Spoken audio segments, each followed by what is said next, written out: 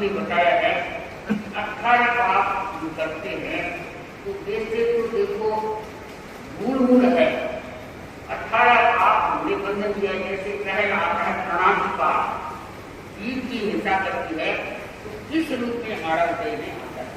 तो भगवान ने क्या है भगवती सूत्र में बताया है, आगमों में बताया है कि 18 पाप का अलग अलग किया था। तो हम जिस रूप में बंधन करते हैं तो भाई बहनों भगवान ने बताया है कि उस रूप में हमें भोगना पड़ेगा।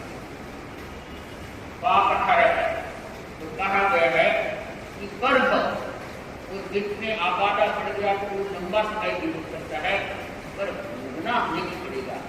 तो पहला आता है भगवान ने बताया है कि पहला प्राणातिपात यानी जीव हिंसा हम करेंगे। प्राणातिपात का दोष जब लगेगा कि जीव की हिंसा करते हैं। तो भगवान को पूछा तो जीव की हिंसा होती रहती है करते रहते उस व्यक्ति की क्या होती है, क्योंकि बंधन है हमारा। जैसे हम कोई से अभी झगड़ रही है, मूल प्रकृति है, अगर उस समय आयुष से बन गया तो उस को नहीं बनेगा। अब आयुष से पता नहीं कितने समय बन जाए वो तो ज्ञानी जान सकते हैं और हमारा अनुबंध जैसे होना होता है वही हुएगा। कभी कभी हम विचारों की शुद्धि है, सबके साथ मैत्री भावना है तो उस समय हमारा आयुष नहीं बनता। और जब हम झगड़ने लगे या चोरी करने लगे या संसार का दुष्कार्य करने लगे तब हमारा बंधन होता है। तो उस रूप में हमें क्या है बोलना फिर भावधारा ही हमारे। तो भगवान ने बताया है कि वो 3 हिस्सा व्यक्ति करता है, 18 पापों का फल बताया है। तो पहला आया है कि 3 हिस्सा करने वाला पहली बात है उनका आयुष्य अंत रहता है, यानी लंबा आयुष्य को प्राप्त नहीं कर सकता। और कई आत्मा तो ऐसी है जो गर्भ में ही मर जाती है, गल जाती है। कई आप देखते हैं होता है विकोट में जीव है, कितनी बार मरते रहते जन्मते रहते। कभी कभी हम बुद्धि से आते हैं तो नाल में नहीं नायक वो चलती है बैठे साफ रहती है। जहाँ जमा हुआ है तो आप देखिए जीव इतने खिलखिला रहे हैं कि हमारी आंखों से शायद पूरा पता नहीं चलता। तो उनको क्या कहें कि हम कहें महापुरुष है, कितनी बार हम विभूत में जन्म लिया होगा।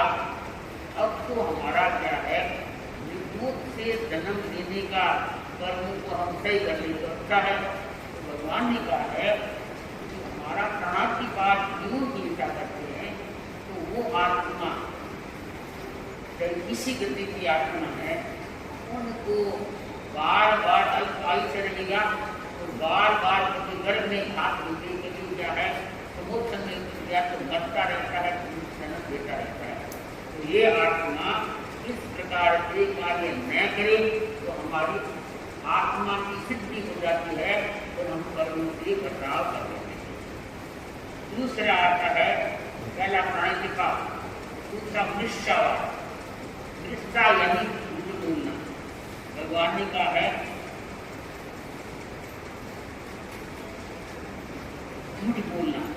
तो झूठ जो व्यक्ति बात बात में झूठ बोलता है तो पहली बात तो है उनकी वचनों की शुद्धि नहीं रहती, क्योंकि वो व्यक्ति इस भाव को छोड़ दिया तो भी वचन की शुद्धि नहीं रखती, क्योंकि वो बार बार असत्य वचन बोलता है। दूसरा है वो जो असत्य बोलने वाला व्यक्ति है वो ज्यादा सुख जीवन को प्राप्त नहीं कर सकता। इस भाव में है आगे भी हमारा जन्म होगा तो ऐसी गति मिलेगी कि हमें सुख है तो भी भाई बहनों सुख प्राप्त नहीं होता। सुख में व्यक्ति के दुख हो जाता है। इसलिए कहा गया है कि ये भी अंतराय कर्म कहें कि सुख का यानी हमारे पास चीजें बहुत है तो न खा सकते, न भोग सकते, न दे सकते, तो उसके क्या कहेंगे अंतराय कर्म का बंधन। मैं आपको दूसरा पाप का 18 पाप का चल रहा है इसके बाद एक छोटी सी उदाहरण है भाई बहनों। तीसरा आता है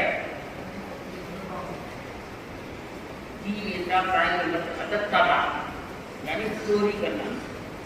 अदत्तादान चोरी, चोरी करने वाला का माने बताया कि लूला, लंगड़ा, अंधा, ये तीनों बातें बताई है कि आदमी क्या है उस समय आयुष्य कर गया, या तो वो मनुष्य भी हो गया, तीन में गया कि लूला होगा या लंगड़ा होगा या अंधा। अपने आकिम की बात है तो भाई ने मैंने तीन बताया है आपको, भगवान ने बताया है ऐसा करने वाला व्यक्ति है वो इस जीवन में तो जैसे लूला है चाहे लंगड़ा है तो आगे बढ़ के डाल नहीं सकता, कमर से उड़ नहीं सकता, दूसरों के आगे न है महापुरुषों को प्राप्त करता है। उसकी का है पहली व्यक्ति है चोरी न करे, ऐसे न बोले, तीन इंसान न करे, इनसे बचाव करे तो हुआ है उनका प्रायश्चित लेके शुद्धि करे। भाई बहनों आप सबने उनकी बात करती है, प्रायश्चित भी हमारा आलोचना प्रायश्चित दो बातें देनी पड़ती है, उसका आगे कहीं नहीं सकता। तो ये दोनों बिना क्या है अपनी आया है आगे में कई शब्दों का आलोचना न की, केवल प्रायश्चित दिया, आगे दोस्तों की आलोचना न लेने के कारण उनका शक्ति है वो गिरा देना। तो बोल के कहते हैं कि गिरा सकते पड़ा हूँ, गुरु से आलोचना नहीं दी, केवल प्रायश्चित की। प्रायश्चित आलोचना हमारी दोनों की चाहिए। तो प्रायश्चित बड़ो है नहीं, आलोचना बड़ो प्रायश्चित है बेटा, दोनों आपके करते हैं। आलोचना किया नारा का काम करके बाहर आदमी तो आलोचना के नाम पर अपन क्या बता सकते। प्रायश्चित कर दिया, मैं बार चोरी कर ली या गलत काम करूँ तो फिर प्रायश्चित ले ली, ये बात हमको नसीब नहीं लगी, हमारा आलोचना नहीं नारा कितना कर्म बंद है। तो ये भी जरूरी है, इसलिए भगवान ने कहा है आलोचना और प्रायश्चित दोनों की अपने को करके हृदय में। अब जैसे कभी कभी आयुष्य कम रहता है या ऐसी बीमारी है तो गुरु को निवेदन कर देते हैं, मुझे आपने मेरे को 3 दिन 15 दिन का उपवास किया, मैं करने के समर्थ नहीं, तो गुरु हमें कुछ दूसरा दंड दे, अपने मन से नहीं करते। अब जैसे आपने 1 घंटे का त्याग कर दिया, उससे छोड़ा, अब आप सबको पता है वापस 1 घंटे का दीजिए, 1 घंटे में 2 मिनट बाकी, 10 मिनट बाकी था, वापस 1 घंटे का क्या करेगा। तो जानबूझ के तरफ 5 घंटा ले से देखिए, आप दूसरे दिन मेरे पास चाहिए तोड़ दिया, अपने आप कर दिया, 1 घंटे का त्याग टूट गया या आधा घंटा का टूट गया, मैं अपने आप का नहीं विचार करूँगा, आपसे गुरु से लेना पड़ेगा। गुरु नहीं है तो बात अलग है, गुरु है कि आप अपने नाम गुरु बन गए, ये प्रायश्चित नहीं होता। तो ये ध्यान दें, प्रायश्चित होता है गुरु के पास से, चाहे गुरु हम मर गए कुछ नहीं, हमारी भावना होनी चाहिए कि गुरु का कभी दर्शन हो, मेरे को प्रायश्चित लेना है।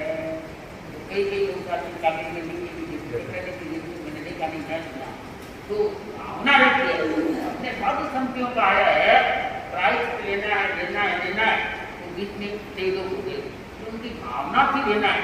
तो कई क्या है, आज भी वृक्ष जो होते हैं वहाँ खड़े हो जाते हैं, वो वृक्ष के पास आलोचना करते हैं कि गुरु के पास पहुँच नहीं सकता, तो मैं इतना वेजिटार किया, इतना मजबूत हो गया था, तो मेरे को मेरे पाप आयोजित करते हैं। आज क्या है मेरे कहने का मतलब है भाई बहनों, जीवन का विधि का सही नहीं समझेंगे तो चाहे कितने धनाढ़ हो जाओ, चाहे कितनी बातें बना लो, चाहे कितने हम थोड़े गरीब सामने जाए, आगे तैयार है। अब आपको बता रहे हैं अपना ये आ रहा है